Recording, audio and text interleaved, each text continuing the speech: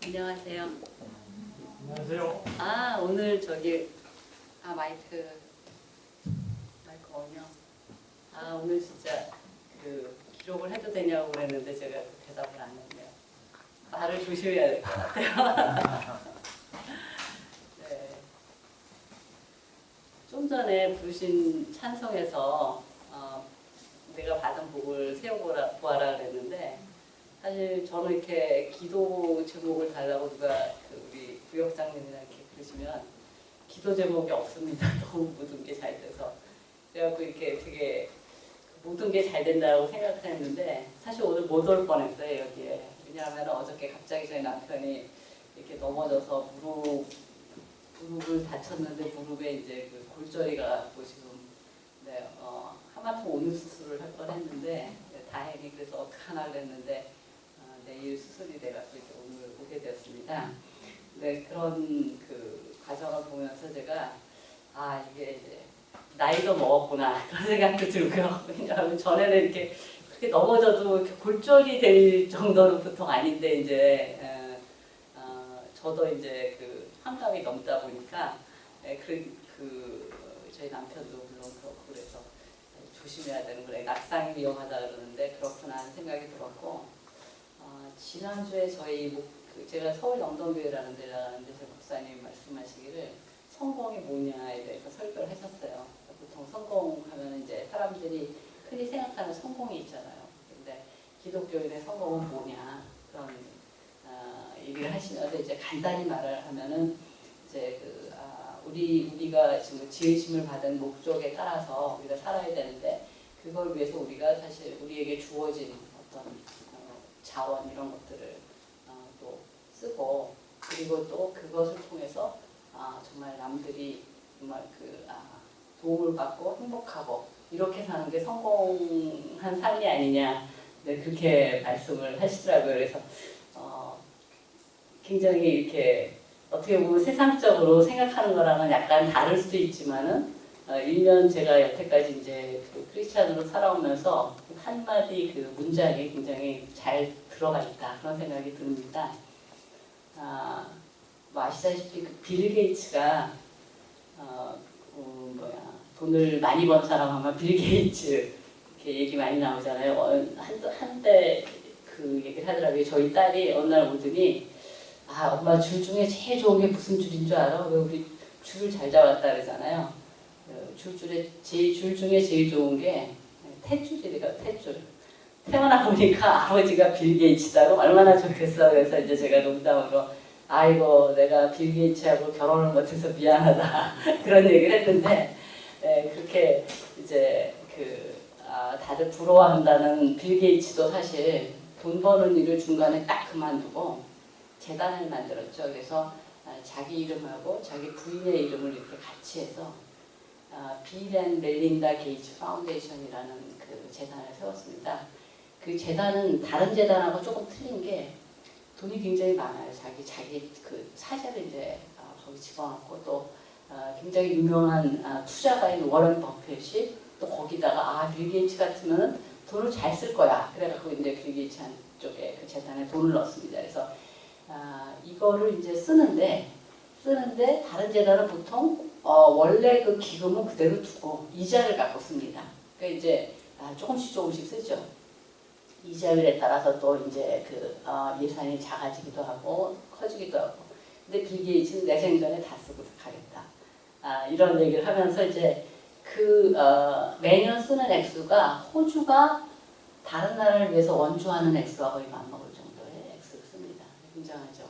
그래서 이 액수를 쓸 때 딱 두 가지를 봅니다. 그래서 이게 한 페이지 내지 두 페이지에 그거를 이제 어떤 아이디어를 정리한 거를 내면 이게 될 것인가, 그 다음에 된다면 확산 가능한가, 요거를 보고 이 프로젝트 제안서를 내는 사람들한테 돈을 준다 그래요. 그래서 지금 보건에 특히 집중하고 또 교육, 두 가지 분야에 대체로 이제 집중을 합니다. 근데 최근에 알리바바를 세운 마윈이 이제 그만두고 교육 쪽으로 가겠다.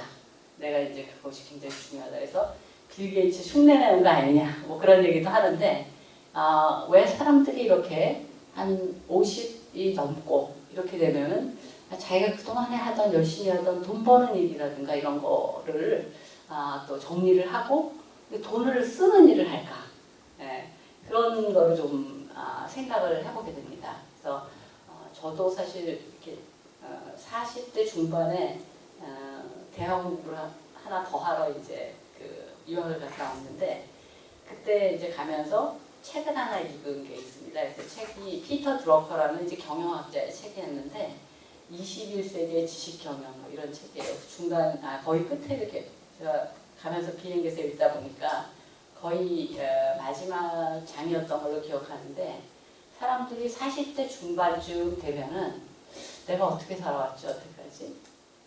앞으로 이제 내가 어떻게 살아가지? 이런 고민을 한다 그래요. 근데 그때만 해도 이제 이게 써진 게 이제 한 20년 이상 된 책이니까 평균 그 기대 수명이 좀 지금보다 낮았을 때고 또 한국 같은 경우 특히 기대 수명이 굉장히 높잖아요. 그래서 아마 지금 이렇게 환산해 보면 제 생각에 한 60 정도가 아닐까 싶어요. 그래서 그때쯤이면은 이제는 남은 생을 어떻게 살까 해서 대학원을 가는 사람이 많대요. 그래서 대학원을 어디를 가냐면 주로 신학대학원, 그 다음에 사회복지대학원, 법학대학원을 간대요. 근데 법학대학원은 왜 가냐? 변호사가 되고 우리나라 변호사 하면 돈 버는 직업이다 이렇게 생각을 하는데 변호사가 말하자면 사회복지사처럼 일을 해요. 그래서 이거를 이제 그 억울한 사람이 있거나 그런 사람들이 있으면 그 변호를 해주는 거를 이거를 이제 뭐 돈을 안 받고 하기도 하고 굉장히 그 실비만 받고 하기도 해갖고 사회복지사처럼 해갖고 그 사람의 권리를 찾아서 주는 일 이런 거를 하기 위해서 이제 간다 그래요. 그래서 제가 그걸 보면서 저는 이제 그때 그 세 가지 대학원은 아니고 이제 그 정책 쪽을 배우기 위해서 갔기 때문에 좀 다르지만 그래도 나도 이 맞아 떨어지는 이런 생각을 했습니다. 그래서 돌아와서 이제 어떻게 기회가 돼갖고 저희가 임용학 정부에서 그 비서관으로 한 2년 8개월, 1년은 여성가족 비서관으로 일했고 1년 8개월은 시민사회 비서관으로 일했습니다. 그래서 지금 현재 아시다시피 굉장히 가슴 아픈 상황입니다. 우리 대빵이 지금 저기 수감되어 계셔서 이제 가슴 아픈 상황이고 또 잘 크리스찬으로서 그곳에서의 또 경험이 또 한 발짝 주님께 더 나가는 기회가 되기를 바라고 또 억울하고 그런 것들이 있으면 다 밝혀져서 정말 제대로 잘된 재판을 받을 수 있기를 이렇게 바라봅니다. 오늘 제가 이제 여러분들하고 이제 얘기하고 싶은 거는 아마 자료들 다 받으셨나요? 혹시 자료집을? 네, 근데 아마 글씨가 작아서 잘 안 보이실 거예요. 새로운 영역이기도 하고 그래서 이게 지금 파워포인트로 제가 된 거를 혹시 필요하신 분이 계시면 여기 그 목사님 이정희 목사님 갖고 계시니까 필요하시면 다 받아가시면 될 것 같고요. 나중에 활용하셔도 될 것 같고 PPT가 필요하면 PPT도 보내드리겠습니다. 이거는 제가 작년 봄에 만들었기 때문에 약간 이제 1년이 지난 거라 그 통계 같은 게 뭐 2015년께 들어있기도 하고 한데 네, 나름대로 열심히 만든 거니까 활용하시면 좋을 것 같고요. 저는 사실 제 대부분의 뭐랄까 경력을 NGO라는 데서 또 국제개발이라는 그런 활동을 하면서 지냈습니다.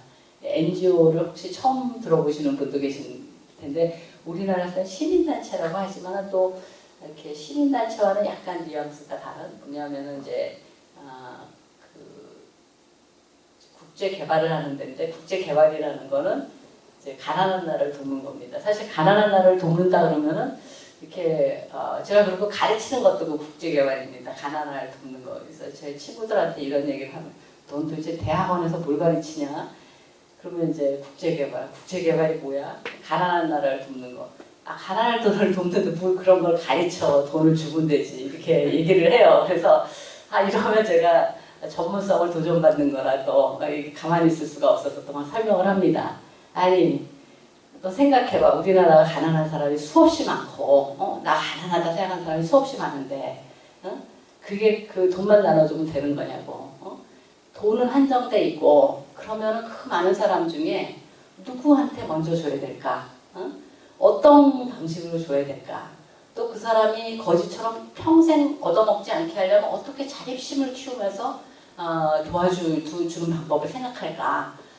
이런 것들을 다 생각하면서 한 나라에서도 복지 정책을 하는데 이 그 가난한 나라에 정말 어려운 그런 사람들을 돕는데 그게 쉽냐고 남의 나라 가서 하는 건데 그래서 이런 것도 다 가르쳐야 된다 그런 얘기를 이렇게 합니다. 그러면 이제 친구들이 그래 좀 일리가 있는데 이렇게 해서 이제 인정을 해줍니다. 근데 이제 오늘 제가 말씀드리는 거는 그 제가 하는 일 중에 그 아주 개론적인 겁니다. 아마 여기 오신 분들 대부분 제가 선생님을 하셔서 다른 사람들 이렇게 가르치신 분들이라서 이제 그 아마 이해하시는 데는 굉장히 쉬우실 거라고 생각을 합니다. 그런데 이제 워낙 분야가 다르다 보니까 또 생소한 것도 있으실 거라고 생각을 합니다. 그래서 저는 이제 이게 지금 말씀드리는 게 우리가 왜 이런 그 가난한 나라, 다른 나라 이런 거에 관심을 가져야 되나? 그 나라의 그 어려움인데 왜 우리가 관심을 가져야 되나? 이런 거와 그 다음에 이제 그럼 어떤 문제에 관심을 가져야 되는가? 어떤 문제? 네.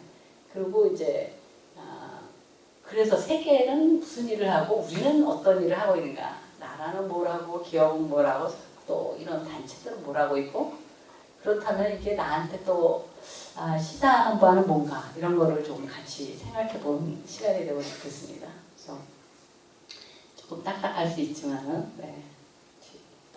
12시 15분까지 하라고 그러셨는데 한 12시까지 네, 하도록 하겠습니다. 네, 뭐 글로벌 시대라는 거는 그림을 딱 보시면 아시죠? 뭔가 커넥션이 많이 된다.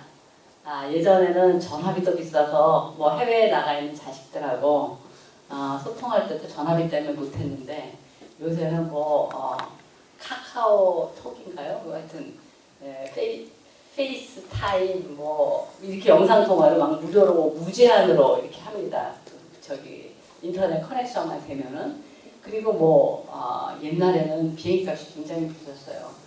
제가 이제 1982년도에 미국에 가서 92년도까지 미국에 있다가 이제 돌아왔는데 그때 이제 비행기 값이 저희 스튜디오라고 그랬어요. 원룸이죠. 지금 생각하면 이제 기숙사 중에 원룸에 살았는데 그 월세의 3배였습니다. 그래서 둘이 나오려면 우선 6달 월세가 들고 애를 둘을 데리고 나오면은 어린애는 저거 하지만은 좀 초등학교 다니는 애를 데리고 나오면 이거는 1년 월세가 들기 때문에 나오지를 못했어요. 그래서 제가 10년 사는 동안에 딱 2번 나오는데 5년 만에 한 번 나왔고 9년 만에 그거는 이제 저희 남편이 잡을 찾기 위해서 이제 나왔고 인터뷰를 해야 돼서 그래서 딱 2번 나왔습니다. 근데 요새는 상당히 저렴해져가지고 진짜 우리 국민들이 누구든지 진짜 해외여행을 쉽게 갈 수 있고 이런 상황이 됐습니다.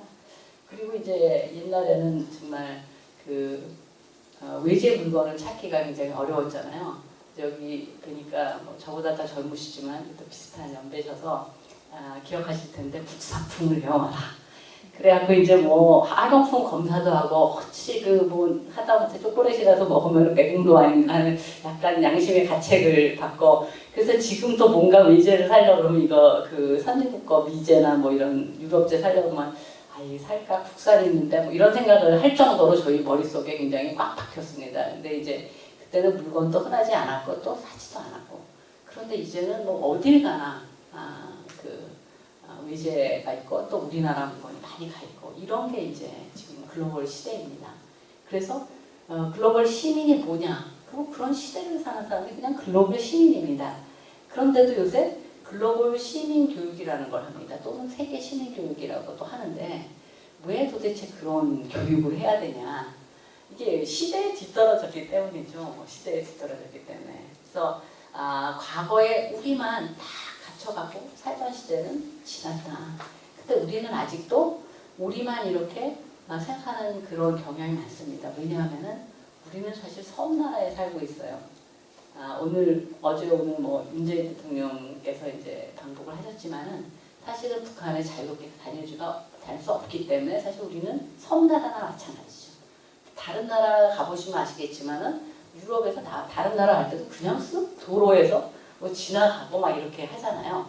그래서 그렇게 살던 사람들과 우리는 늘 그 옆에 그 중국하고 일본, 뭐 러시아 이 정도만 하다가 그 다음에 이제 완전히 지금 섬처럼 되고 그래서 어떻게 보면은 시대에 조금 뒤떨어졌다. 그래서 일본하고 영국을 섬나라 사람들이라고 많이 합니다. 섬나라 사람들이기 때문에 좀 다르다. 그래서 대륙 사람들이 좀 무시하는 경향도 있습니다. 왜냐하면 좀 외골수로 자기네를 먼저 생각하기 때문에. 심지어 호주는요.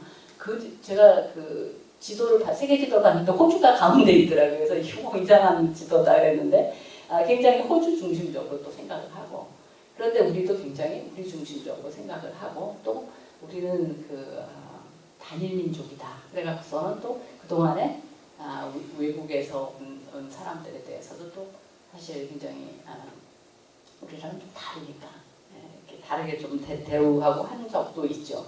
그래서 그런 것들을 이제 이렇게 보시면은 우리나라가 무역 의존도가 아마 거의 세계 6위, 수출 규모가 세계 6위, 무역 의존도가 8위. 그래서 당장 수출이 안 되면 어떻게 되느냐? 굉장히 심각합니다. 우리는 영향을 많이 받고요.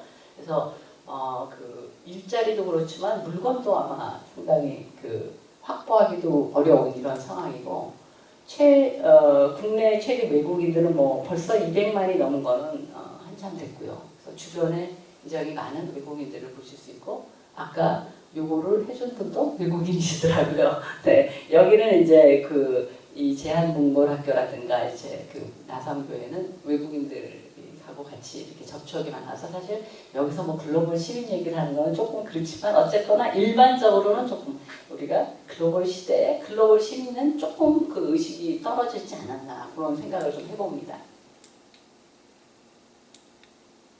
네, 그래서 여기 우리가 상호 의존해서 살고 있다는 걸 이해하고 그런 차이와 다양성을 존중하고 모든 사람을 좀 보편적인 인권을 존중해야 되는 것. 이것이 바로 글로벌 시민입니다. 그래서 이런 걸 학교에서 가르칩니다. 그러면 세계가 당면한 과제들이 뭔가 한번 보겠습니다. 그림으로 봤는데 보이죠? 여기서 한반도에 해당하는 게 무엇이 있을까요? 한반도에 해당하는 거. 네, 핵. 자연재해. 기후가 40도까지 올라갔죠. 사실 감흥도 상당히 또 심각한 문제고.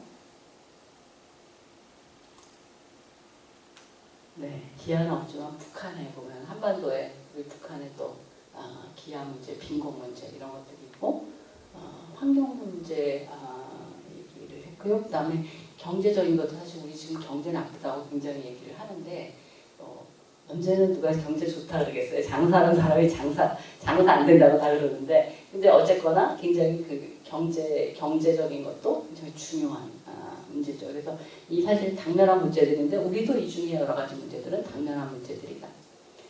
그래서 이 경제 같은 경우는 우리가 가만히 있어도 남이 위기에 빠지면 우리까지 위기에 빠지는 거죠. 왜냐하면 수출이나 수입이라든가 이런 것들이 다 영향을 받으니까. 그래서 1997년에 IMF 외환위기라고 우리가 부를 때 이제 동남아시아부터 이제 시작해서 외환위기가 왔는데 2008년도에 또 경제 위기가 있습니다. 이거는 미국발 경제 위기인데 그래서 이 차이를 어떤 학자가 설명하시는데 1997년에는 동네 집에서 불이 난 거예요. 그래서 소방서가 와서 물을 보고 꺼졌는데 2008년 거는 소방서에 불이 난 거라 그러더라고요. 그래서 끌 사람이 없다. 그래서 더 심각하다 이런 얘기를 했었습니다. 그래서 굉장히 알아듣기 쉽네 그런 얘기를 했던 적이 있습니다. 지금은 뭐 그게 좀 지나갔지만 또 언제 어떤 위기가 올지 모르는 상황입니다. 요 나무를 보시면 이제 빈곤의 악순환을 많이 들으셨을 거예요. 그래서 빈곤의 위에 보면은 우리가 가난해서 못 먹고 옷도 제대로 못 입고 이런 건 사실 위에 가지가 많은 거죠. 근데 그 뿌리를 보면은 여러 가지 원인들이 있습니다. 근데 여러 가지 원인 중에는 또 부패한 정부도 있고, 그 다음에 뭐 교육을 못 받았어요. 교육 못 받은 데는 또 그 밑에 또 돈이 없어서. 이래서 이게 전부 악순환을 하게 됩니다. 그런 그 빈곤의 문제들. 그래서 빈곤이 불평등을 낳고 결국 불평등이 인권 탄압이라든가 빈곤과 불평등이 인권 탄압, 인권 유린을 낳고 또 다시 이런 것들이 또 환경 문제를 낳고 이거 다 연결되어 있다는 얘기를 하고 있습니다. 여기 보시면 소득별 국가 부분인데 아프리카 쪽은 빨갛고 다른 저쪽 북아메리카나 유럽 쪽은 파랗고 그렇습니다. 우리는 다행히 저기 파랗게 있는데 이게 파랄수록 잘 사는 나라고 빨갈수록 이제 그 소득이 1인당 소득이 낮은 나라입니다. 그래서 이거를 소득에 대비해서 나라들을 나눠 놓습니다. 그래서 한 50개 나라를 최빈국이라고 얘기하고요. 가장 소득이 작은 나라. 그 다음에 이제 한 1000불, 1045불까지가 저소득국, 1045불부터 해서는 4000불까지가 저중소득국, 중소득국을 두 개로 나눠서요. 그 다음에 고중소득국에서 12,700이 넘으면 고소득국인데 이게 OECD에 들어있는 고소득국, 안 들어있는 고소득국 이렇게 나눕니다. 그래서 이 OECD에 안 들어있는 고소득국은 대부분 이제 중동의 석유가 나는 국가들이 이제 저기에 들어있습니다. 그래서 보시면은 이게 아프리카에 모여 있다. 그 다음에 저쪽에 서아시아에 모여 있다라는 것을 보실 수가 있습니다. 빈곤 문제고요. 그리고 이게 소득 분배 불평등입니다. 보시면 우리나라가 무슨 색깔이죠? 우리나라가 안 보이세요? 네, 연두색이고 위에 북한이 하얀색이죠. 위에는 이제 그 데이터가 없다는 거고요. 밑에 이제 일본보다는 약간 그렇지만 연두색이죠. 여러분 우리나라가 평등한 사회라고 생각하세요? 불평등한 사회라고 생각하세요? 우리나라 평등한 사회다. 한번 손 들어보세요. 평등한 사회다. 네, 우리나라 불평등한 사회다. 중간이다. 네, 중간이다. 네, 이렇게 사실은 우리 100%가 우리 평등한 나라라고 생각을 안 하시고 일부 불평등한 나라라고 생각하시는데 젊은 친구들은 더 그래요. 불평등한 나라다.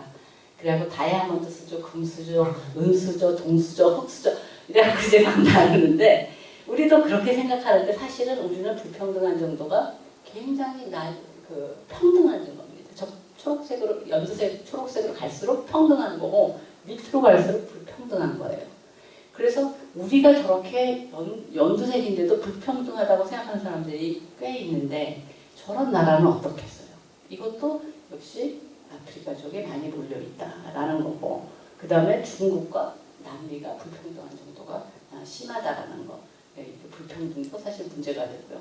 그 다음에 이거를 보시면은 맨 위에 빨간색이 쫙 올라가고 맨 밑에 까만색이 바닥에 깔렸습니다. 맨 위에 빨간색이 올라간 게 뭐냐면 이거는 대륙별로 아시아가 얼마를 갖고 있느냐 그 GDP 생산이 얼마냐라는 걸 대륙별로 이렇게 한 겁니다. 이렇게 보면은 맨 위에 빨간 거 올라가는 게 동아시아입니다. 동아시아.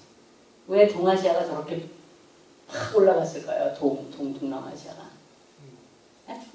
네. 네, 한국이라고 하는 사람들도 많은데 이 한국도 많이 올라갔는데 사실 그 전체 GDP로 보면은 중국이 굉장히 올라가서 중국 때문에 저게 저렇게 올라간 겁니다. 중국이 어마어마하게 빨리 지금 발전을 하고 있고요.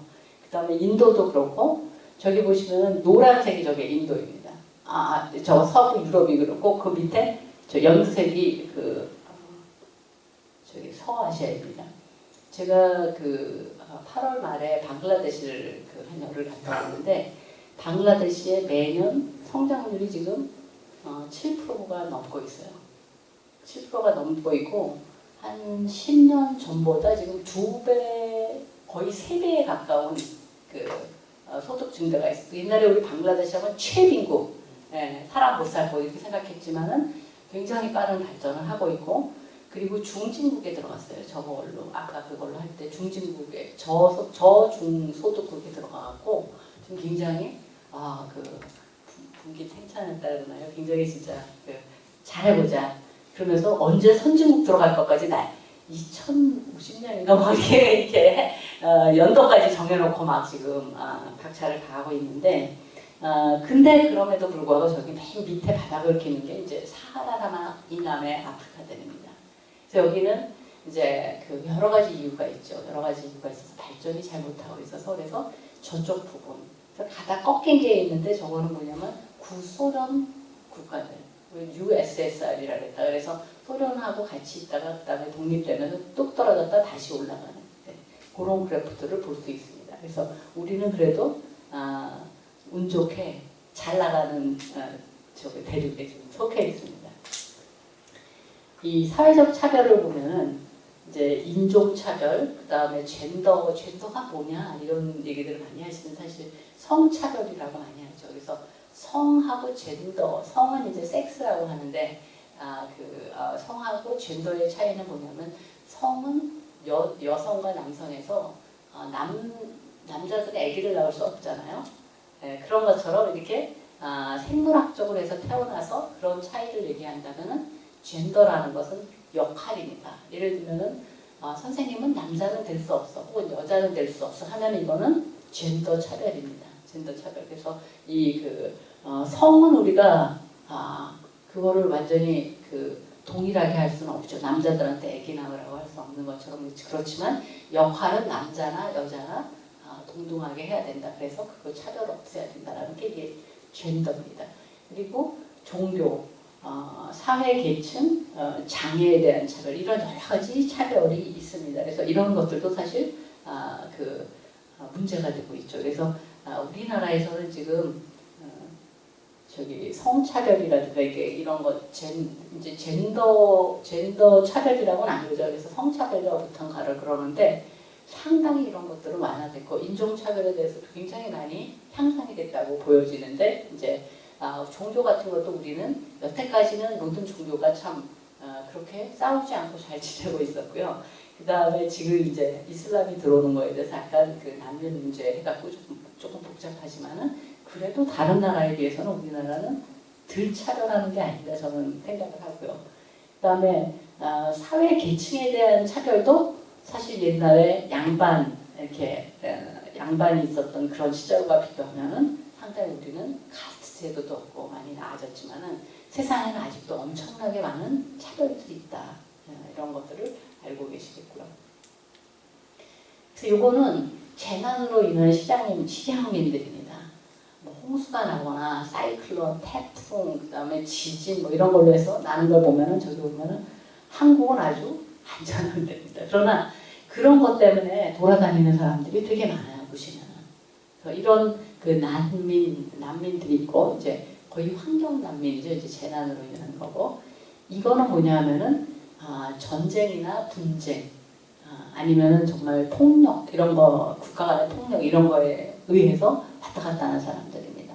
그래서 보시면은 이제 아프리카 쪽이 많고 하는데 최근에는 아시다시피 시리아의 난민 문제가 가장 이제 큰 문제 중에 하나고 또 로힝야족이라고 미얀마에 살던 모슬렘들이 이제 탄압을 해서 한 70만 명이 방글라데시로 넘어갔습니다. 그래서 콕스바자르라는 데 원래 로힝야족이 먼저 넘어온 사람이 한 30만 있었는데 거기에 이제 70만에서 100만이 됐고 미얀마에서는 우리는 탄압 안 했다. 자기네들이 갔다. 모슬렘 나라를 찾아서 이렇게 얘기하고 있고 또 방글라데시는 왜 니네 나라 사람인데 빨리 데려가라.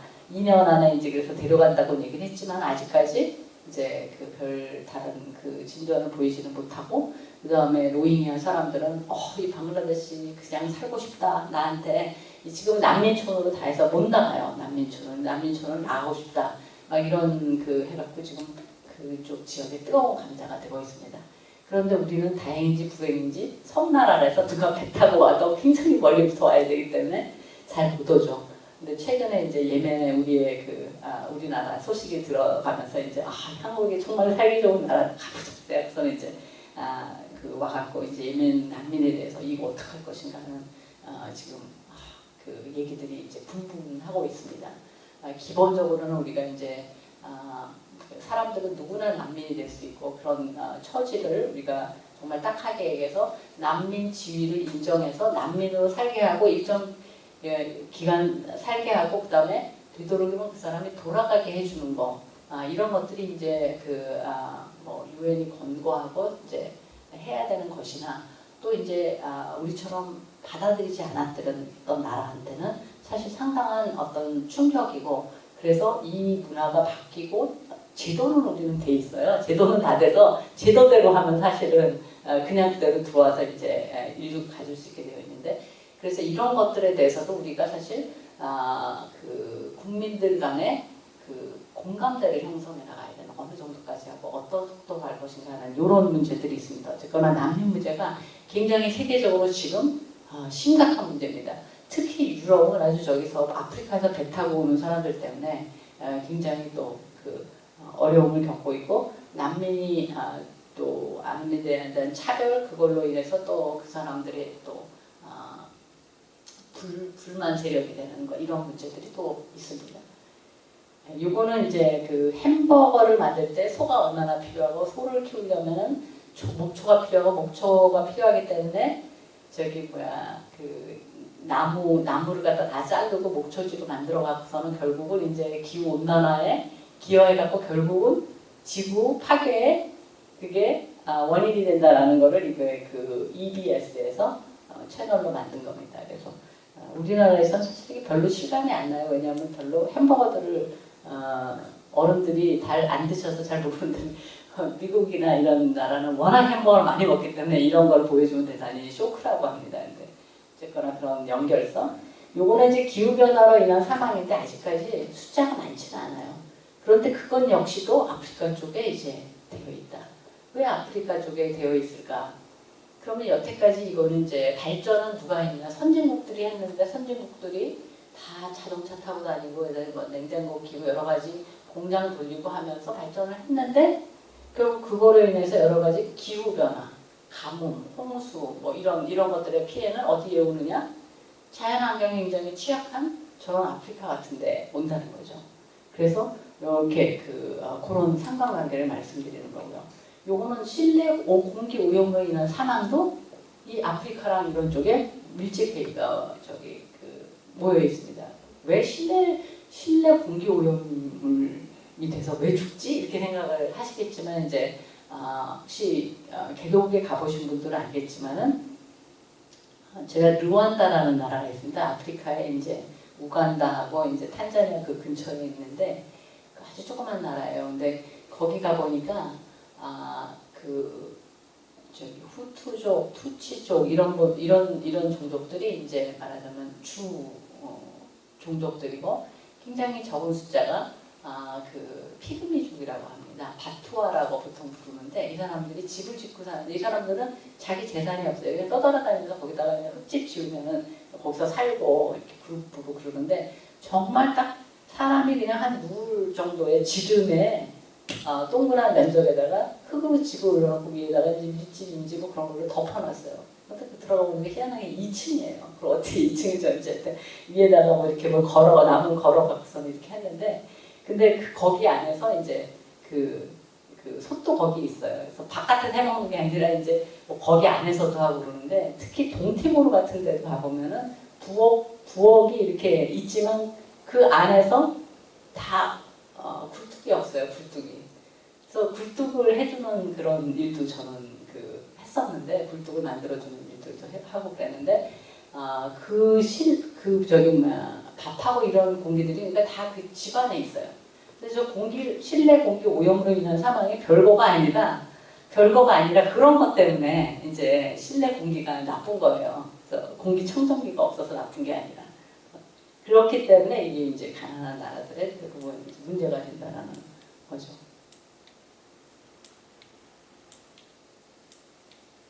네, 그래서 그럼 이런 거를 가만히 두고 보진 않죠. 이런 것들을 이제 가만히 두고 보진 않는데 가만히 두고 보지 않는 거를 이제 국제 개발이라고 합니다. 그래서 국제 개발 협력 조금 더 이제 붙이는 협력이라고 그러는데 옛날에는 이거를 원조라고 했어요.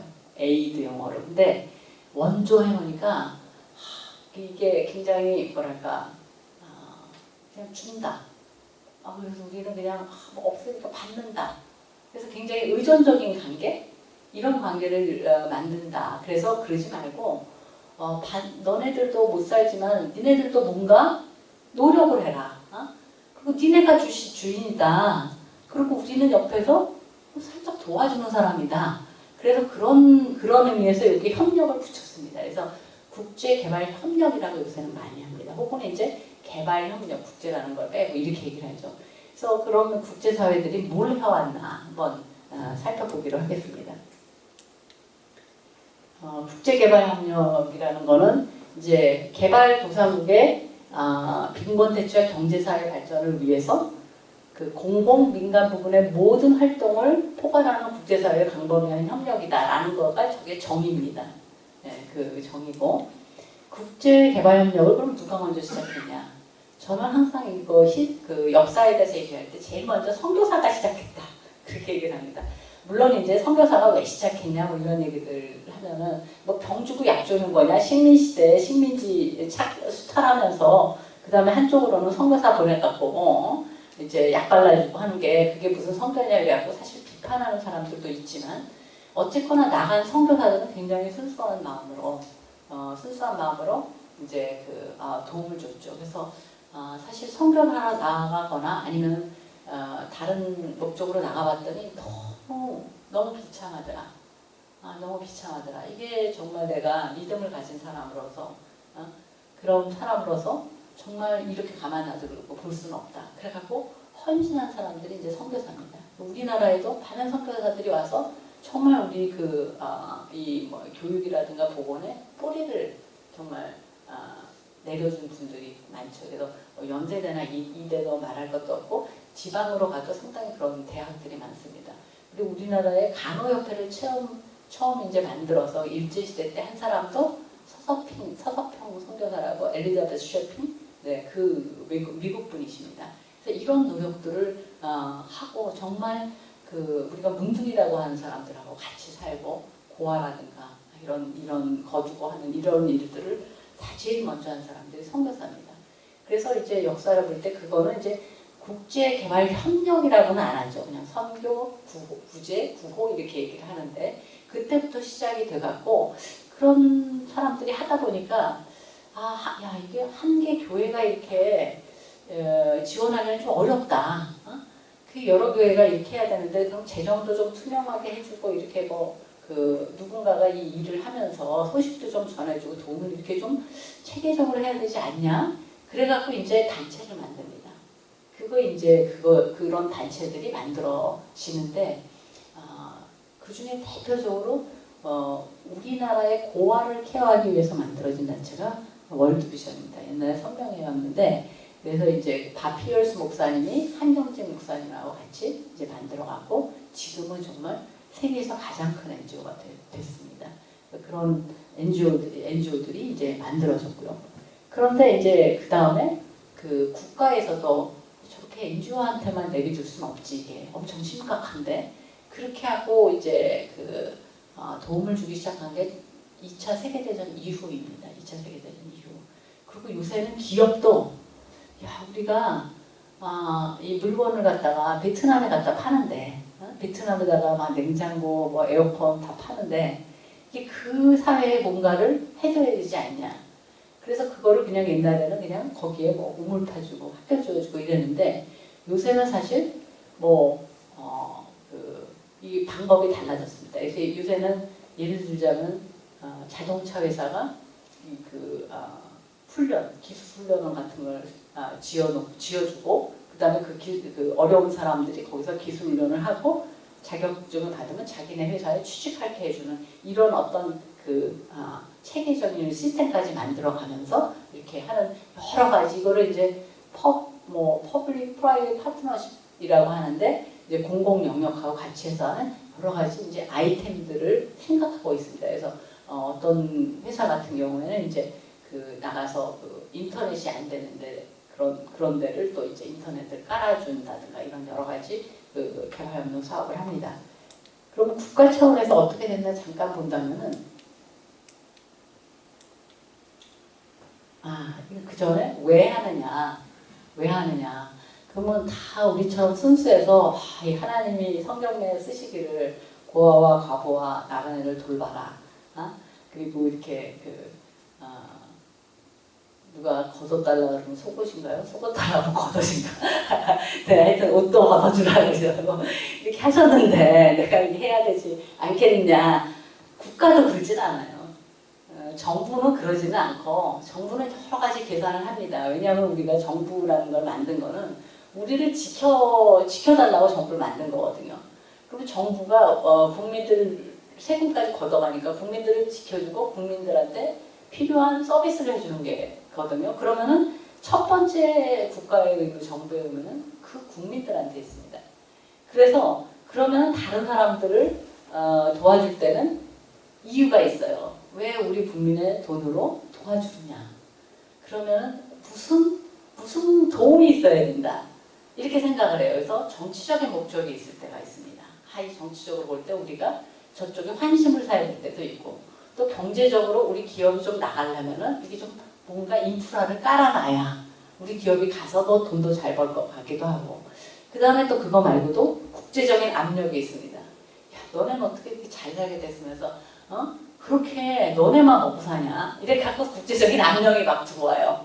그래서는 이제 이런 거에 또 어느 정도 우리가 호응을 해줘야 되기도 하고, 이런 여러 가지 이유로 해서 합니다. 또 터키 같은 나라는 갑자기 이제 이런 협력이 늘어나는데 그럼 왜 좋아서 늘어났냐? 아니면 뭐 국민들이 갑자기 변해서 갔냐? 아닙니다. 시리아에서 막 넘어오다 보니까 이 그 난민들을 도와주는 돈들이 들러 들어오는 거예요.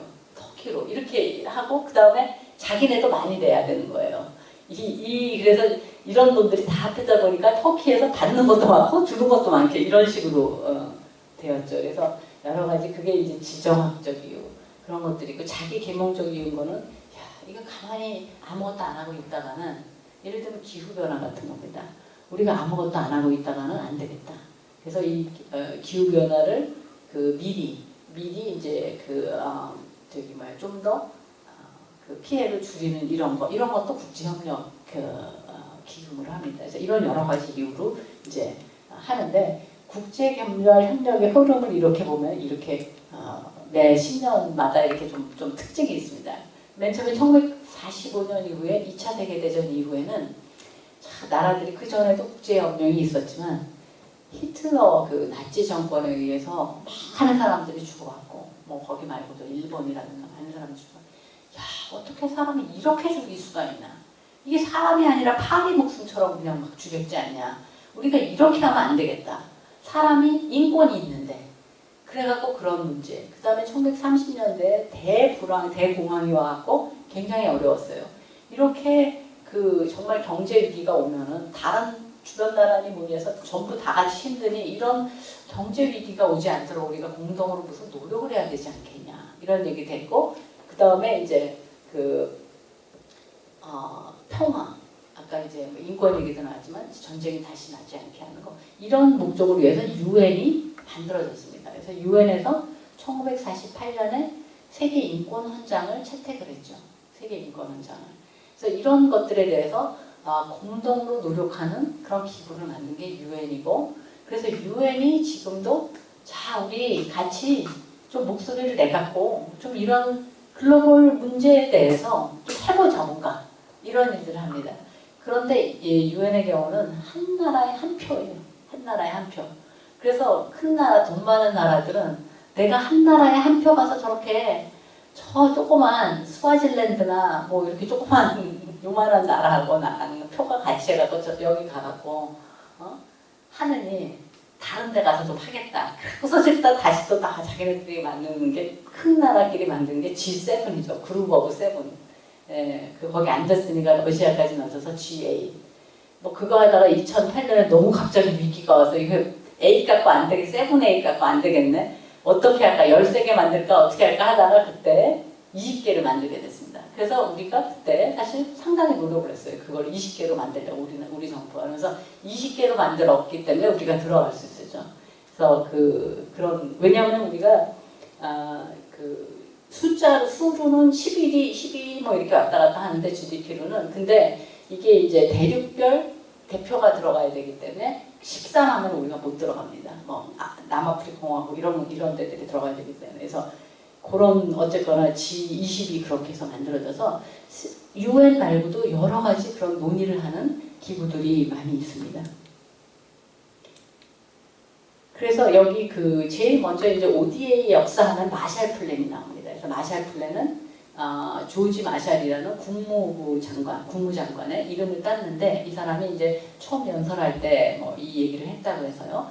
근데 이거는 이제 유럽이 2차 세계대전에 저렇게 깡그리 망가졌으니 이게 이제 어떻게 할 것인가 미국이. 미국은 사실은 연합군이었지만 실제적으로 망가진 건 진주만 외에는 거의 없었기 때문에 그동안에 어떻게 보면 그 군수 물자를 대주고 막 이렇게 산업이 발전하고 이랬던 건데 딱 다 망가지고 전쟁이 딱 끝나니까 사갈 데가 없고 자 그리고 여러분 주변이 잘 살아야 장사도 되는 겁니다. 그래서 여기 유럽을 좀 잘 살게 해야지 되지 않겠냐는 이런 뒤에 그런 숨긴 마음도 있고 해서 어쨌거나 돈을 줬습니다. 그래서 4년 동안 이제 그 130억 불이라는 어마어마한 돈을 저기다가 이렇게 줬는데 보시면 저 막대기가 얼마를 줬납니다. 네, 자기네 조상이 많은 영국이 제일 많이 줬고 연합군이었지만 소련은 안 줬습니다.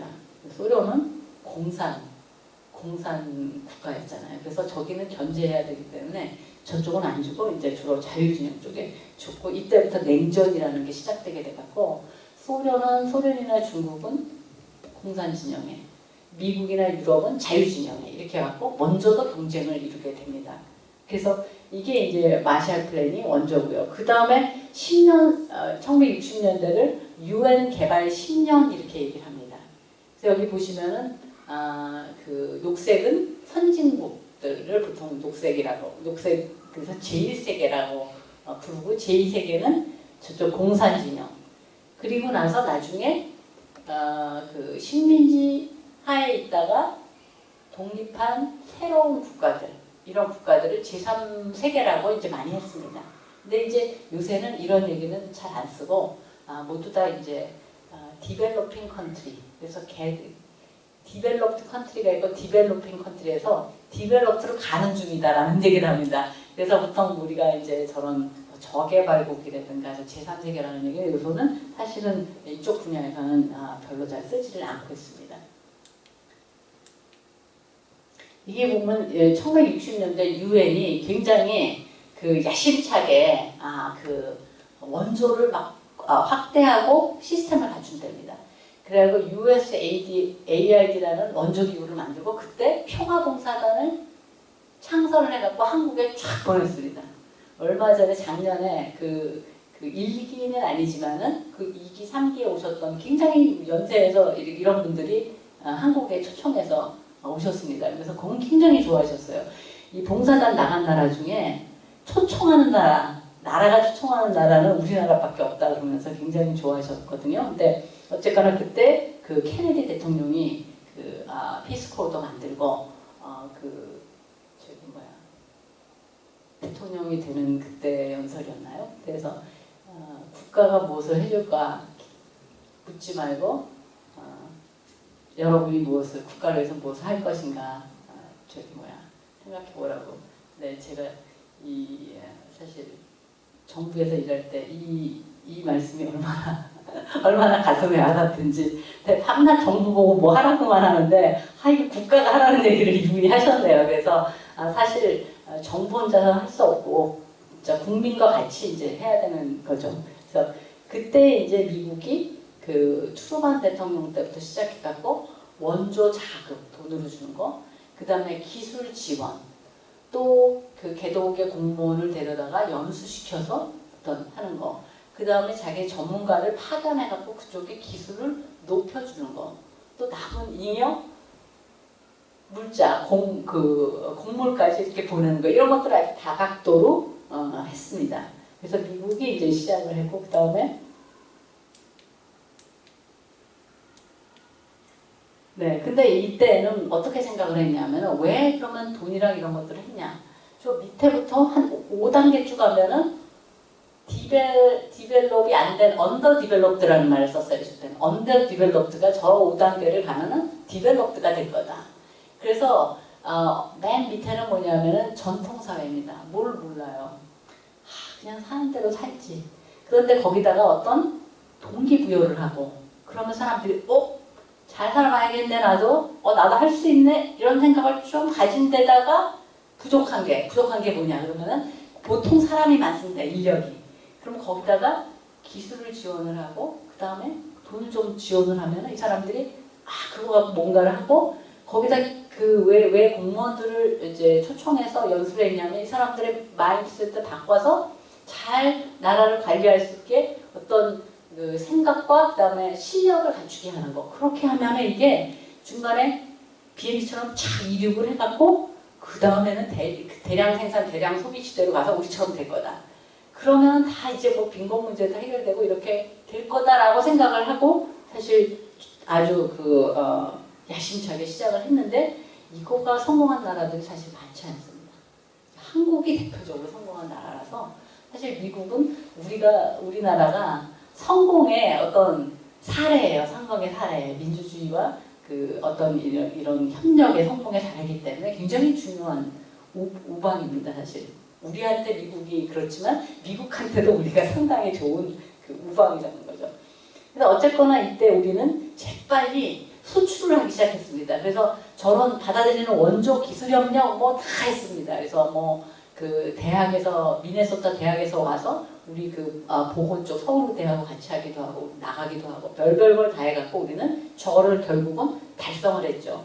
그런데 다른 나라들은 그렇지가 못했습니다. 특히 남미 나라들은 식민지 시대를 이제 겪어왔기 때문에 아니 뭐야 얘네들은 맨날 우리한테 원자재만 가져가고 그 다음에 예를 들면 사탕수수 키우라 해서 가져가면 사탕을 딱 만드는 거는 뭐 사탕의 경우는 어떤지 모르겠네요. 하여튼 그 좋은 공산품을 만들어서 다시 우리나라한테 팔고 그러니까 우리는 계속 의존할 수밖에 없다 저런 나라에. 그럼 우리는 주변 나라고 주변 국가고 쟤네들이 핵심 아니냐. 그래서 이런 종속이론이라는 게 나왔습니다. 그래서 남미에서는 이렇게 있다가는 만만년 우리는 그냥 선진국에 그 말하자면 뒷바라지만 하다 한다. 그래갖고 우리끼리 필요한 것들 만들고 우리 남미끼리 서로 이렇게 뭐 잘 해보자 라고 했는데 사실은 이게 별로 성공하지 못했습니다. 그래갖고 지금 남미가 굉장히 그때 아르헨티나가 엄청나게 잘 살던 나라였는데도 뭐 여러 가지 이유가 있겠지만 또 이런 산업 정책을 잘못한 것도 그 중에 큰 이유라고 합니다. 이제 이렇게 주었는데 사실은 원조 효과가 안 나타나고 계속 빈곤 문제는 남아있고 아프리카에 가뭄이 들고 기아가 들고 하다 보니까 이 방법이 아닌가 봐. 가난한 사람들은 이게 구제를 해줘야 되지 않냐. 어쨌거나 지금 이게 안 되더라도 그래서 사실은 원조를 주던 게 전에는 뭐 산업화를 이루는데 도움을 주게 하려다면 1970년대는 가난한 사람을 찾아서 이렇게 도와주는 어떤 빈곤에 초점을 맞춘 그런 그 원조를 하기 시작했습니다. 그래서 원조의 방법도 상당히 달라집니다. 근데 70년대에 그렇게 했는데 80년대에 되니까 여러분들 기억하시는지 모르지만 석유 파동이라는 게 두 번 왔습니다. 석유 파동이 두 번 와갖고 굉장히 경제가 탁 떨어졌습니다. 지금 2008년 저리가 탁 떨어졌어요.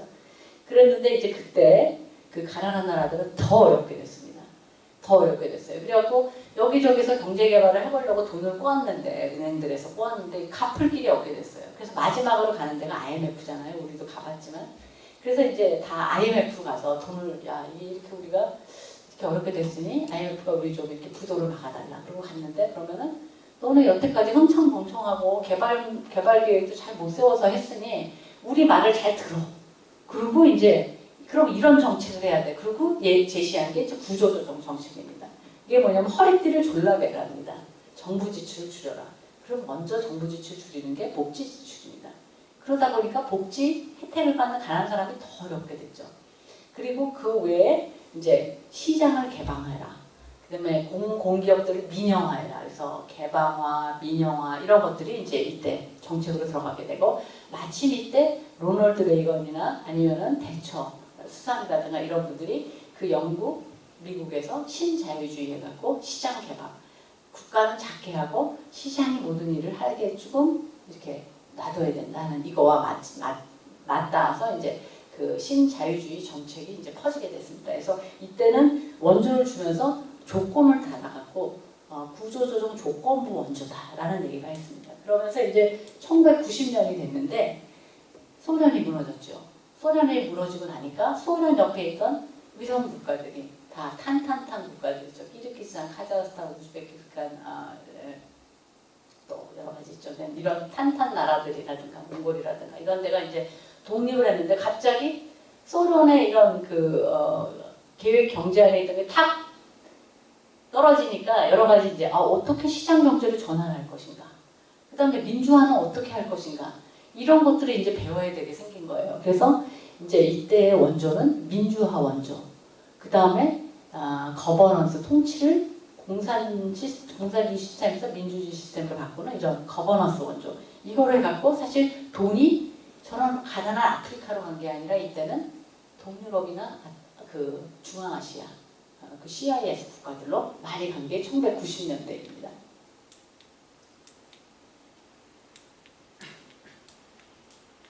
네. 그런데 이제 1990년대에 크게 두 가지, 뭐 여러 가지가 있지만 두 가지 개념이 새롭게 나왔는데, 여태까지 맨날 GDP가 얼마냐, GDP 성장률이 얼마냐, 1인당 GDP가 얼마냐, 그래갖고 국가의 발전을 따질 때는 그냥 돈 갖고만 따졌어요. 근데 이렇게 보니까 같은 1인당 소득을 가진 국가가 어떤 나라는 예를 들면 5세 이하의 아동 사망률이라든가 그 다음에 교육률이라든가 또 산모 사망률이라든가 이런 게 굉장히 낮아요. 굉장히 잘해요. 근데 어떤 나라는 1인당 국민소득이 비슷한데 못해요. 그래서 이게 돈이 있다고 해서 다 똑같은 게 아니다. 그러면은 다른 방법으로 우리가 발전을 측정을 해보자. 그래서 인간개발지수라는 게 나왔습니다. 그래서 얼마나 오래 사냐, 그 다음에 보건이나 교육 서비스는 어떻게 되어 있냐, 이런 것들을 다 따져갖고 이제 인간개발지수를 나타냈는데, 그럼에도 불구하고 사실은 거의 비슷해요. 저거는 이제 빨간수로 높은 겁니다. 거의 이제 그 GDP하고 비슷하지만 사실 세부적으로 들어가면 나라별로 달라요. 이렇게 예를 들면 아프리카에서도 그 통치 거버넌스가 좋은 르완다 같은 나라는 상당히 이렇게 그런 개발 정도가 높고 소득 굉장히 낮은데도 불구하고, 예를 들면 짐바브웨 같은 데는 낮고, 이런 것들이 차이가 나는 거죠. 또 하나의 개념이 뭐냐면은 지속가능 개발인데, 그거는 나중에 다시 요 유엔의 목표를 말씀드리면서 하겠습니다. 그런데 이제 사실 60년대, 70년대는 유엔이 생긴 지 얼마 돼 갖고 파워가 딱 있었어요. 그래서 이렇게 좀 끌고 나가려고 했고, 개발 10년, 개발 20년까지 했는데 70년대에 막 이게 그게 계획이 잘 안 되니까 이제 유엔의 힘이 80년대 이럴 때쯤 들어가고서 이제 조금 약화되고, 이제 그 냉전이 끝나고 하면서 이제 국가들이 이제 완전 좀 그만했으면 좋겠다. 이거 뭐 냉전 때문에 했지만 이제 냉전도 끝났는데 뭐 줄여야 되지 않아? 그래서는 사실 원조가 줄어들었습니다. 그게 또 줄어든 이유 중에 하나는 뭐냐면, 옛날에는 자유진영을 지키다 보니까 이 나라가 빈곤퇴치를 잘할까? 어떤 발전을 잘할까? 이거보다는 이게 자유진영이야? 이거 까딱하다 공산진영으로 넘어가겠는데요. 빨리 우리 쪽으로 끌어들여야 돼. 그럼 막 주고, 이런 것들이 있었고, 잘못 준 것들도 있고, 막 또 어떤 데는 사실 필리핀 마르코스 대통령도 입마리 포켓한 게 있거든요. 그래서 이제 뭐 스위스 은행에 놓고, 그때 마르코스 여사가 이제 그 마르코스 부인이 신발을 많이 사갖고, 다 기억하시죠? 신발이 막 수백 켤레가 이제 사진에 나오고 그랬는데, 뭐 ODA 돈으로 그걸 사진 않았겠지만은, 물론 하여튼 그때 이게 피곤하다. 이제 우리 이제 도와주는 것도 이제 좀 쉬었으면 좋겠다. 막 그래갖고 떨어졌었거든요. 그런 사이에 이제 2000년이 되면서 유엔이 생각한 거예요. 이 유엔이 2000년 앞자리가 바뀌는데 뭔가 같이 해야 되지 않냐. 그럼 1970년대에 유엔 10년처럼 뭔가 목표를 세우고 같이 해보자. 그래갖고 어시아에서 만들었습니다. 목표를. 그래서 개발 목표를 만든 게 2000년에 8개의 목표를 세웠어요. 네. 그래서 8개의 목표를 세워갖고서는, 자, 우리 다른 것보다 요거를 같이 공동으로 힘을 쫙 쫙 해갖고 하면은 주는데도 이걸 하고 받는 나라들도 여기 하면은 이거 최소한도 이 8가지는 우리가 뭐 할 수 있지 않겠냐. 힘을 다해 여기까지 모아라. 라고 2000년에 이제 유엔에서 회의를 하면서 딱 했는데 2001년도에 빵 터진 거예요. 그러면서 빌딩 2개가 날아갔죠. 쌍둥이 빌딩 2개가 날아갔어요. 그러다 보니까 저게 꽃도 피기 전에 꽃망울이가 이렇게 진 상태에서 갑자기 그게 나가고 갑자기 미국이 테러와의 전쟁 이렇게 된 거예요. 그래서 절로 갈 돈이 그때 막 중동, 아프가니스탄 그리고 거기에 도와주는 이집트 뭐 내지는 그 주변 국가로 막 가게 된 거예요. 그래서 사실 한 몇 년 동안 이게 주춤했어요. 그러다가 다시 유엔이 정신을 차리고 2005년에 다시 이거를 한 번 더 세게 해보자. 그래갖고서는 이 목표들이 2015년까지 15년 동안 이제 달성하려고 노력을 했죠. 거의 그러니까 10년 정도 노력을 했는데 첫 번째가 절대 빈곤과 기아 퇴치. 이게 1990년 대비 2015년까지 50%를 줄이자. 이렇게 딱 이게 구체적인 목표가 있었어요. 전에는 사실 돈을 얼마를 줬냐 갖고 협력을 카운트를 했는데 이제 여기서는 얼마나 성과를 냈냐로 이제 바뀐 거죠. 그래서 두 번째는 뭐냐면 초등학교에 애들을 다 보내기. 세 번째는 젠더 이퀄리티입니다. 그러니까 성평등과 그다음에 여성의 참여 이런 거, 여성의 역량을 강화하기. 네 번째는 5세 이하 아동의 사망률을 줄이기. 다섯째가 산모들의 사망률을 줄이기. 그다음에 여섯 번째가 아프리카의 3대 질병을 포함한 HIV, 결핵, 말라리아가 아프리카의 3대 질병입니다. 요거를 뒤로 돌리기. 그 발생률을 뒤로 돌리기. 7번이 안전한 식수, 위생시설, 화장실 같은 거, 그 다음에 슬럼에 사는 사람들의 그 환경을 개선하기 등 환경. 8번째가 그걸 위한 글로벌 파트너십. 그래서 개도국을 발전해서 잘 사는 나라가 뭘 해야 된다라는 것들이 저기다 다 쓰여 있었습니다. 그래갖고 이제 아주 간단히 보면요. 그 위에가 1990년이고 밑에가 2015년. 그래서 상당히 절대빈곤과 기아가 줄어들었습니다. 그리고 유아 사망률도 굉장히 줄어들었죠. 거의 반 정도로 반 이하로 줄어들었습니다. 산모 건강 증진도 그래프를 보시면은 의료 협력 그 참여율이 높아졌고 줄었고요. 그 다음에 ODA 규모도 이때를 90년대에 좀 낮아졌던 게 다시 올라갔습니다. 그런데 이제 2015년이 딱 되니까 반기문 사무총장께서 15년하고 끝날 수는 없다. 왜냐하면 저번에 그 목표를 50% 줄이자, 3분의 1 줄이자 뭐 이렇게 했었는데 그럼 나머지는 어떻게 하느냐 이 얘기가 된 거예요. 그래서 야심차게 또 15년을 더 해보자. 2030년까지. 그래갖고 앞에 목표가 밀레니엄 개발 목표인데 이거는 지속 가능 개발 목표로 이제 이름을 붙였습니다. 그래서 Sustainable Development Goals에서 SDG라고 그러는데 이제 여기는 특별히 환경이 초점이 맞춰졌어요. 기후 변화가 점점 더 심각해졌기 때문에. 그래서 이거를 보시면은 그동안에 8개였던 게 17개나 됐어요.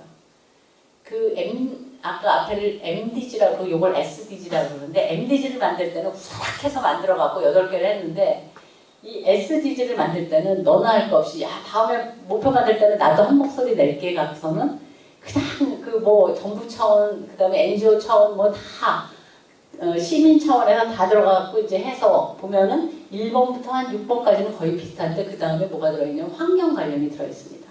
그래서 환경 관련이 들어있고 또 경제 관련이 들어있어요. 저기 보시면은 경제 성장, 좋은 일자리 그런 것들, 인프라스트럭처 지원하는 거 이런 것까지 다 들어가 있어요. 그 다음에 그 환경 쪽으로 보면은 지속 가능한 도시, 지속 가능한 그 공동체, 그 다음에 바다 물에 사는 동물, 땅에 사는 동물까지도 다 들어가 있고 기후 변화까지 들어가 있고 마지막에 이제 글로벌 파트너십이 들어가 있습니다. 그래서 할 일이 더 많아졌어요. 그래서 이게 이렇게 목표가 많은데 이거 되겠냐 하는 사람들도 있지만 어쨌거나 우리나라에서는 아직까지 이게 홍보가 많이 안 됐는데 개도국에서는 자기네 나라 개발 계획을 세울 때 저 목표를 달성하는 것을 포함시킨 개발 계획을 세워야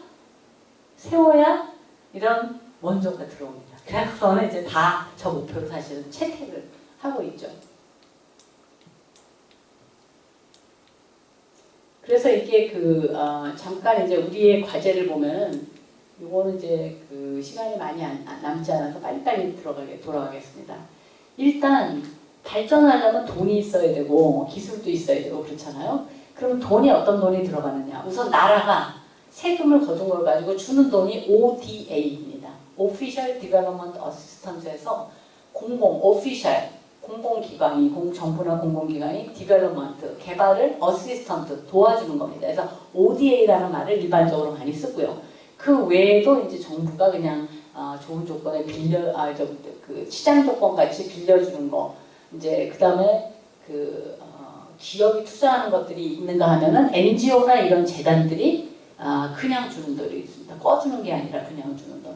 정부가 주는 ODA는 그냥 주는 게 있고 꺼주는 게 있어요. 그래서 무상원조, 유상원조 이렇게 나눠집니다. 그럼 우리나라가 얼마나 했냐? 보시면 이게 이제 1915년 건데 사실 제가 2015년 건데 2016년 거로 바꿨어야 되는데 아직까지 2017년 거는 나오지 않았습니다. 그러니까 이렇게 대략은 나왔지만은 상세한 그 기록은 12월 달에 나옵니다. 그래서 2015년 거를 보시면 우리나라가 규모는 적지만 그래도 17번째, 18번째입니다. 그리고 이 돈이 얼마가 됐냐? 3조 원을 넘었습니다. 이제 내년에 예산이 지금 3조 원, 3조 3조가 이제 넘었습니다.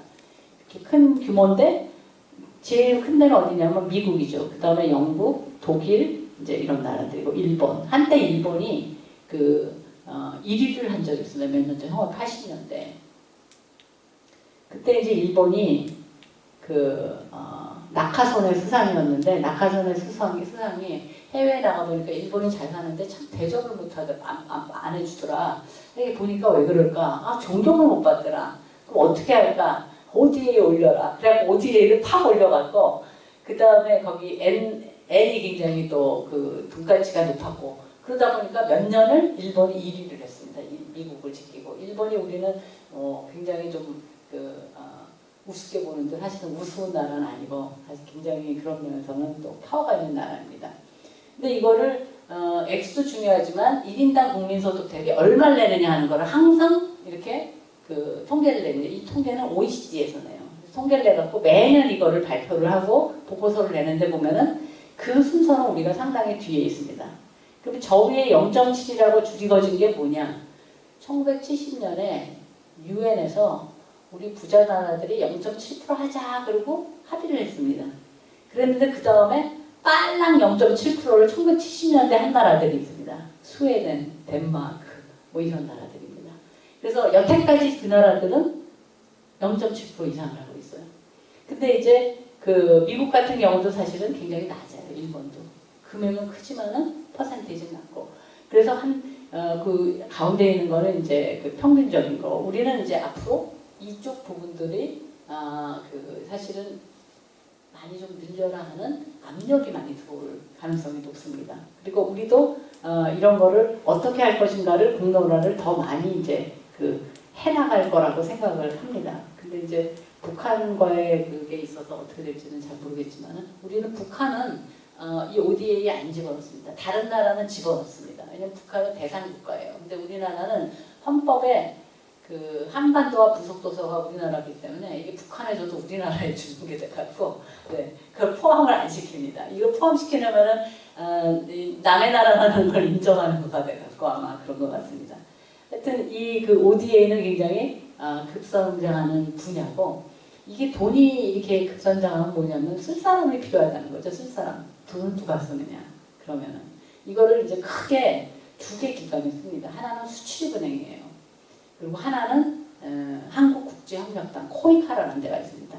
수출입은행은 뭐냐면 인프라를 지어줘요. 주로 뭐 교통시설, 통신시설이라든가 뭐 이런 것들을 지어주고 그 다음에 코이카는 그 외에 무상 학교라든가 기술훈련원이라든가 병원이라든가 아니면 그런 그 사람을 교육시키는 거라든가 사람을 파견하는 거라든가 이런 것들을 이제 그 코이카 한국국제협력단이 하게 됩니다. 그래서 우리는 사실 인프라보다는 이쪽 국제협력단이 뭘 하나 그런 거를 이제 이해주셔야 필요가 있을 것 같고요.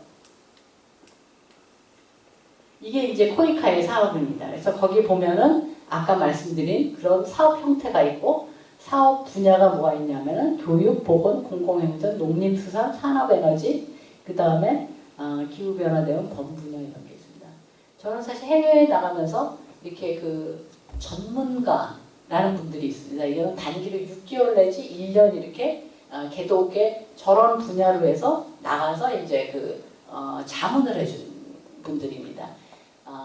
오세훈 시장이 저 전문가로 6개월 동안 페루에 다녀오셨고 나중에 르완다에도 다녀오셨습니다.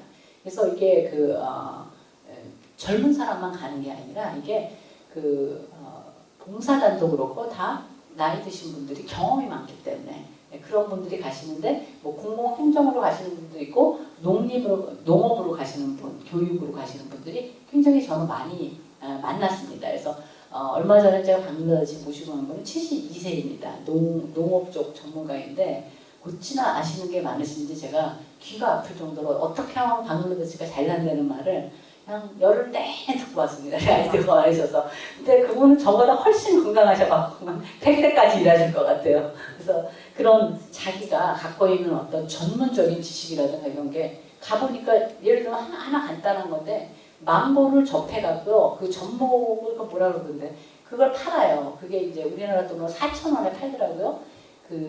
가난한 동네 사람들이. 근데 이거를 어디를 이제 접목을 했냐면 이만한 건데 여기를 탁 잘라갖고 접목을 했더라고요. 근데 그 사람들을 부르시더니 이거는 아래다 접목을 해야지 여기다 접목을 해놓으면 이게 바람 불면 쓰러지고 날아가기 때문에 원래 그게 나온대요. 그래서 저는 그거 보고도 정말 하나도 몰랐는데 접목한지도 몰랐어요. 먹고 나서는. 근데 그런 것들을 얘기를 쭉 하시고 뭐 어디 가면 유칼립 주스가 좋다. 왜 이 파파야를 안 심냐. 파파야를 심으면 이게 지천에 날 텐데 뭐 이런 등등등 해서는 마하바니 뭐 나무 얘기까지 제가 많이 들었습니다. 그래서 왜 전문가가 나가야 되는지를 제가 정말 더 절실하게 느끼고 왔습니다. 그래서 뭐 교육 행정 쪽으로 하시는 분들도 있고 여러 가지 이제 자문으로 사실 나가 계신 분들이 많이 있습니다.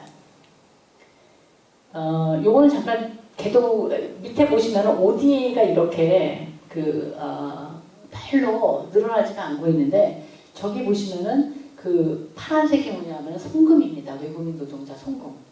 이게 외국인 노동자 송금이 저렇게 천문학적으로 좀 늘어나고 있어요. 돌아다니는 외국인들이 많습니다. 방글라데시에서 제일 가고 싶은 나라가 한국이에요. 가장 월급 높고 가장 환경이 좋대요. 그래갖고 이게 1억 7천만인데 정말 100만 정도가 오고 싶어 해갖고요. 그 다음에 뭐 거기서 은행을 굴리는 것처럼 해갖고 거기서 뭐 10만인가 뭐 이렇게 뽑은 다음에 거기서 또 해갖고 여기 오는데 2만인가 밖에 오는데 막 그렇게 와요.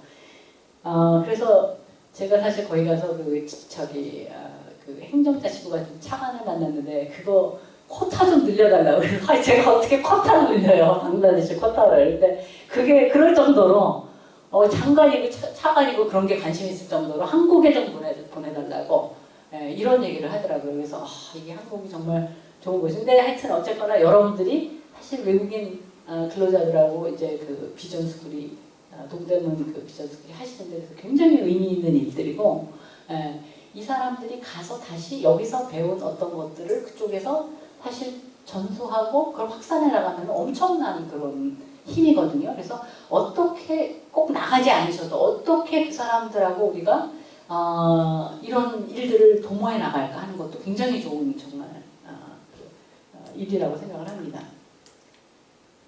네, 이거는 그냥 넘어가겠습니다. 기업에도 이제는 사회적 책임이 있다, 너네들도. 그래갖고 기업도 뭔가 해라. 그런 것 중에, 물론 돈을 내라, 이런 게 아니라, 기업도 인권을 존중해라, 노동권을 존중해라, 환경을 보호해라. 이런 여러 가지 규약들이 나옵니다. 근데 이거는 법처럼 안 하면 잡아가는 건 아니에요. 왜냐하면 기업은 이익을 내는 게 최우선이기 때문에. 그래서 이런 사회적 책임을 강조하는 협약이 있는데 그게 유엔의 또 그 유엔 컴팩트라는 협약이 있고요. 그 다음에 또 ISO 26000에서 국제표준기구가 만든 것들이 있습니다. 이래서 기업에서도 압력을 받고 있다. 근데 여기에 보면은 사회, 니네가 돈 버는 사회에서 뭐 좀 일해라 이런 것도 있어요. 그래서 사실 사회공헌들을 많이 하기 시작을 했습니다. 그래서 사회공헌, 예를 들면 삼성이나 이런 큰 기업의 사회공헌 액수를 보면 사실 어마어마합니다. 그래서 예전에는 그냥 아주 단순하게 뭐 장학금을 주거나 이런 그 하드웨어를 지어주는 걸 했다면 요새는 사람들을 어떻게 교육시킬 것인가 이렇게 프로그램까지 만들어가면서 하는 경우들이 많이 있습니다. 그래서 기업과 NGO 혹은 기업과 저는 코이카가 같이 협력을 해서 하는 사업들이 많이 늘어나고 있어요. 요거는 이제 NGO들인데 NGO에는 사실 이렇게 제가 말씀드린 것 같이 이런 개발협력을 하는 NGO도 있지만 우리가 시민단체가 나와서 막 떠드는 NGO다라고 많이들 생각을 하시는데 저희 학생 중에 개도국의 공무원들이 와요. 우리나라 장학금을 받고 그래서 이제 아프리카, 아시아에서도 오고 이제 남미에서도 오고 그리고 교환 학생들이 또 이제 유럽에서 미국에서 오는데 이렇게 해서는 NGO가 뭐냐 그러면 아프리카에서 온 그 친구는 에집트에서 에집트 온 친구는 애니미 그러더라고. 적이래 적. 그래서 내가 아니 NGO 적 아니야. 정부의 이 친구들이 에집트가 갖고 적이라 그러는 거예요. 그래서 그런데 이 NGO는 적이 아니다. 그래서 NGO가 이 적이라고 사실 정부가 생각하는 나라들도 있어요. 왜냐하면 나와서 떠드니까 뭐 인권 높여라, 뭐 성평등 높여라 떠드니까 귀찮죠. 그래서 독재 정부는 독재 정부일수록 귀찮고 싫은 거예요, 사실 NGO들이. 근데 그렇게 이제 목소리를 내는 단체를 애드보커시 오르가니제이션이라고 합니다. 그래서 옹호 단체라 그러는데 이렇게 서비스를 하는 단체들이 있습니다. 그래서 서비스를 하는 단체들은 뭐냐면은 그 나라 정부가 하지 못하는 거를 어떤 갭을 메꿔주는 거죠. 그래서 그런 걸 볼 때 인도적 지원, 갑자기 지진이나 자연 피해 났을 때 뭔가를 해주는 게 인도적 지원. 그 다음에 개발 지원은 뭐냐면은 가서 어떻게 자립하게 만들 것인가 하는 것이 이제 개발을 지원하는 거고, 개발 교육은 이거는 개도국에 왜 도움이 필요하냐라는 걸 선진국 사람들을 교육을 시켜야 됩니다. 그래서 이런 캠페인이나 교육을 하는 것, 그 다음에 애드보커시 아까처럼 이렇게 나와서 뭐 그 캠페인들을 합니다. 그래서 아까 밀레니엄 개발 목표 만들었으면 이거를 정부한테 지켜라 그러고 하얀색 팔찌를 막 하고 다닌 적이 있습니다. 그리고 건물마다 하얀색 띠를 늘어놓는 적도 있는데 잘 못 보셨죠? 몇 군데 안에서. 네. 그래서 이런 일들을 이제 NGO들이 하는 일들입니다.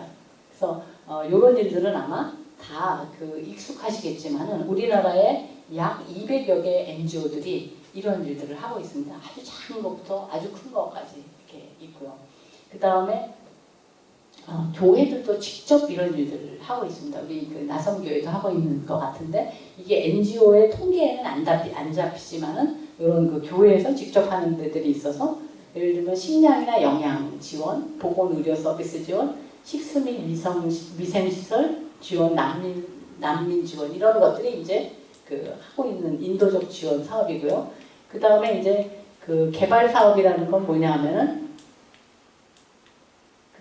국경 없는 의사회 이런 데들이 이제 대표적인 거고, 그 다음에 개발 사업은 뭐냐면 교육이나 보건, 의료, 지역 개발 이런 것들을 볼 때 무엇이 문제냐. 그래서 그냥 문자를 주기보다는 그 문제를 해결하자라는 겁니다. 그래서 학교에 애들이 실력이 형편없다. 그럼 무엇이 문제냐. 선생님이 실력이 낮다. 그럼 어떻게 선생님의 실력을 높일 것인가. 그러면 어떻게 그쪽에 뭐 교육청이나 이렇게 어떻게 할 것인가. 그러면 그쪽에다 필요한 것이 무엇인가. 이런 걸 다 해갖고서는 지원을 하는 게 이제 개발. 그냥 무작정 뭐 학교를 세워주든가 교과서를 주는 게 아니라 그렇게 구체적으로 분석을 해갖고 이제 합니다. 그래서 교육이 질이 나쁘다 할 때도 여러 가지 이유가 있어요. 학교를 안 가도 여러 가지 이유가 있어요. 그래서 심지어는 가는 길이 무서워서 성폭행 당할까봐 못 간다. 이런 경우도 있고, 그 다음에 부모가 안 보낸다. 왜? 얘가 하루라도 나가서 1달러라도 벌어와야 되기 때문에 애 안 보내는 거예요. 뭐 이런 경우도 있고. 그래서 여러 가지 이유에 따라서 이제 처방이 달라집니다. 그렇게 하는 게 이제 개벌 지원이라면은, 그 다음에 요거보다 더 들어간 게 이제 애드버컷입니다. 그거는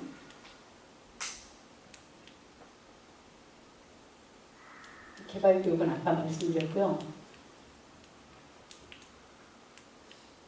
애드버컷이는 뭐냐면은 정부나 이거는 전부 정부가 예를 들면 부패해서 교육 쪽에 돈을 안 넣는다라든가 뭐 선생님 월급을 안 준다라든가 뭐 이런 것들에 대해서는 사실 외국 NGO가 하긴 어렵지만 자기 나라 NGO들이 예를 들면 그런 거를 이제 그 캠페인을 하고 정부한테 사실 어떤 시위도 합니다. 제가 사실 페루에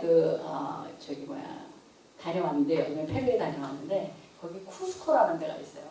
쿠스코에서 어딜 가야 되는데 자동차가 전부 다 그 공공 버스니 우리 기차가 다 파업을 했어요. 그래서 아니 왜 파업을 했냐. 그래서 움직이지를 못하는 거예요. 왜 파업을 했냐. 그래서 선생님들 월급을 나라가 계속 종교를 하고 안 주는 거예요. 그랬더니 이 학부모들이 야 선생님들이 돈을 제대로 줘야 잘 가르치지 않느냐. 그래갖고 이게 그 시민들이 다 일어나서 선생님들의 월급을 높이려고 버스나 이게 다 파업을 한 거예요. 그래서 야, 이 진짜 수준 높은 도시다라고 생각을 했는데 어쨌거나 그래갖고 제 여행 일정만 늦어졌는데 그런 경우들도 있더라고요. 예를 들면 그런 것들도 이제 그 애드버커시가 되겠죠. 그런 활동들을 이제 NGO들도 합니다. 이제 ODA를 높여라, ODA를 잘 써라, 어떤 분야에 써라, 뭐 이런 것들도 이제 요구를 하는 거죠. 그렇다면 이제 제가 이제 이 사진을 보여드리는 거는 저기 계신 저분은 신부님 아시죠? 이태석 신부님. 아프리카 가서 직접 일하시는 분이고, 그 다음에 저 위에 친구들은 이제 봉사단원입니다. 1년 내지 2년씩 해외에 봉사단원으로 나가면은 나라가 다 대줍니다. 물론 뭐 호강스럽게 하지는 않지만은 가서 먹고 사는 거 대주고 또 돌아오면은 대학원 진학하면은 또 그것도 몇 명 뽑아갖고 장학금도 주고 이런 게 있습니다. 그래서 자녀들이 가겠다 하면은 적극적으로 이제 보내주면 됩니다. 제가 볼 때는. 그런데 그 오른쪽에 이 밑에 보면은 저 사람들이 그 캐나다 퀘벡에서 온 사람들이에요. 제가 버마 난민들이 태국에 만든 난민촌이 있는데 그쪽에 이제 그 병원이 하나 있습니다. 그 병원에 건물을 세워주기 위해서 왔는데 저 사람들은 매년 휴가를 절로 온대요. 휴가를. 그래서 이제 저기 와서 2주 동안 저 작업을 하고 간다 그러더라고요. 그래서 그 무슨 그룹이냐 그랬더니 자기네끼리 그거 하고 싶은 사람들이 모여갖고 뭐 이름이 솔리데레테 연대 뭐 어쩌고저쩌고 들어가 있대. 제가 불어에서 무슨 소리를 하는지 못 알아들었지만 뭐 솔리 뭐라고 하더라고요. 그래서 이게 솔리데레테인가 보다 그랬는데 그래서 그런 식으로 휴가를 반납하고 휴가를 대신 저렇게 오는 사람들이 있더라고요. 그러면 우리는 과연 무엇을 할 수 있을까? 아까 제가 생각할 때는 아까 나온 것들이 여러 가지가 있습니다. 근데 그거 말고도 사실 많이 할 수 있습니다. 그래서 물론 저런 거를 하는 단체, 뭐 기부하는 거 이런 것도 있겠지만 그거 말고도 사실 기후 변화라든가 세상이 이렇게 바뀌는 거에 대해서 우리가 조금이라도 기여하는 거 그게 바로 아까 SDG 지속가능 개발 목표를 달성하는데 우리가 기여할 수 있는 겁니다. 그래서 뭐 여기를 들여다보면 소파에서 할 수 있는 일, 집에서 할 수 있는 일, 집 밖에서 할 수 있는 일 이렇게 다 나와 있습니다. 이 UN 사이트에 나와 있는 걸 제가 이제 번역을 한 건데요. 예를 들자면 이제 이런 것도 있어요. 꼭 필요하지 않은 전등 끄기. 상당 부분은 우리 너무너무 잘하는 거예요. 옛날부터 우리 굉장히 그 훈련이 되어 와서는. 그래서 되도록 프린트하지 말기. 저는 우리 학생들한테 프린트해서 내지 말라 그러고 전부 다 이메일로 하고 이메일로 다 끝내버립니다. 그래서 프린트를 안 합니다. 제가 그렇게 한 이유는 어느 날 독일 학생이 저한테 이메일로 보내더라고요. 그러면서 우리나라에서는 환경을 위해서 프린트를 되도록 안 합니다. 그래갖고 니네 나라만 그랬냐? 우리나라도 할 수 있어. 그래 그 다음부터 다 이메일 이렇게 이제 하거든요. 그래서 그런 식으로 이제 할 수 있는 거죠. 그리고 뭐 집 바깥에 집 안에서 할 수 있는 일은 뭐냐? 뭐 플러그 빼놓기부터 뭐 못생긴 과일도 사 먹기, 뭐 집 바깥에서 할 수 있는 거. 그 다음에 이제 저처럼 BMW 타러 다니기. 그랬더니 이제 차 불나는 차 타고 다니냐 그러는데 그게 아니라 버스, 메트로, 워크 이거를 BMW라고 합니다. 그래서 그렇게 하기 이제 이런 것들이 들어 있습니다. 그래서 사실 아주 사소한 거지만 우리가 저런 걸 실천함으로써 사실 어떤 지구의 그 발전이라든가 이런 거에 기여할 수 있다. 그래서 여러 가지 이제 우리가 할 수 있는 옵션들이 많이 있습니다. 그래서 저는 사실 이거를 어떻게 할까보다는 이런 여러 가지 메뉴들이 있고 우리가 할 수 있는 여러 가지 그 먹을 수 있는 여러 가지 반찬들이 있는데 그런 것들을 여러분들한테 소개해드리고 또 비전 스쿨의 여러분들은 어떤 거를 잘 맛있게 요리해서 먹을까 그런 것들을 고민해 주시면 좋겠다 해서 오늘 좀 긴 시간 같이 이야기를 나눴습니다. 감사합니다.